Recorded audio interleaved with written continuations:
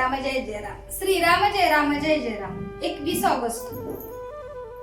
सुख स्वतःवरच अवलंबून आहे.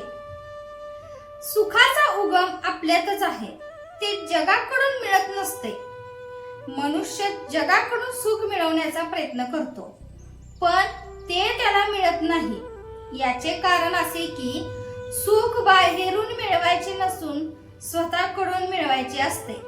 आपण आहोत तिथपर्यंत जग आहे अशा अर्थाची म्हण आहे. जगाचे अस्तित्व आपल्या अस्तित्वावर अवलंबून असते. समजा आपल्या घरात विजेचे दिवे आहेत. ते बटन दाबल्याबरोबर लागतात, पण जर का त्या विजेच्या उगमाच्याच ठिकाणी बिघाड झाला तर घरातले बटन दाबून दिवे लागणार नाहीत.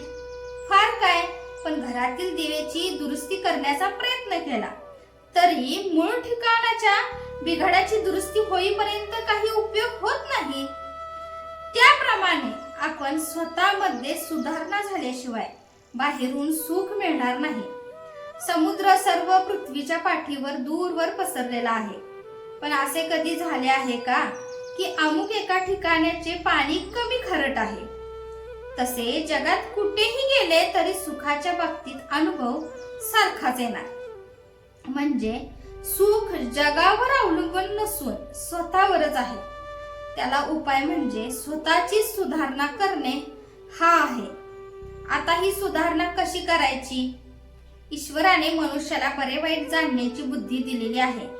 ती इतर प्राण्यांना नाही. त्या बुद्धीचा पुरेपूर उपयोग करून आपण वाईट गोष्टी करण्याचे टाळावे आणि चांगल्या गोष्टी करण्याचा प्रयत्न करावा. वाईट गोष्ट टाळणे प्रत्येकाला शक्य आहे, कारण त्यात कृती न करणे एवढेच काम असते आणि ती कृती करण्यापेक्षा केव्हाही सोपेच. चांगल्या गोष्टी सर्वांनाच करता येतील असे नाही. सारांश: सुखी होण्याचा मार्ग म्हणजे वाईट गोष्टी करण्याचे विचाराने टाळावे आणि चांगल्या गोष्टी शक्यनुसार करीत राहाव्यात. आणि हे सर्व करताना सर्व काळ भगवंताचे चिंतन करावे. असे केल्याने सुख मिळेल. जगाकडून सुख मिळेल ही कल्पना चुकीची आहे. तुझ्या आहे तुझ पाशी परी तू जागा चुकलासी. आपण स्वतः जगासारखे वागत नाही किंवा भगवंतासारखे वागत नाही. मग जगाने आपल्यासारखे वागावे असे आपण का म्हणावे? गीतेमध्ये भगवान सांगतात की मन हे मीच आहे. भगवंता वाचून मनाची तयारी होणार नाही. म्हणून आपण भगवंताला घट्ट धरावे आणि मग समाधानात राहावे. भगवंताचे सदा सर्व काळ स्मरण ठेवावे आणि वृत्ती स्थिर राखावी. वृत्ती स्थिर झाली की त्याच्या मागोमाग समाधान येतेच येते. जय जय रघुवीर समर्थ.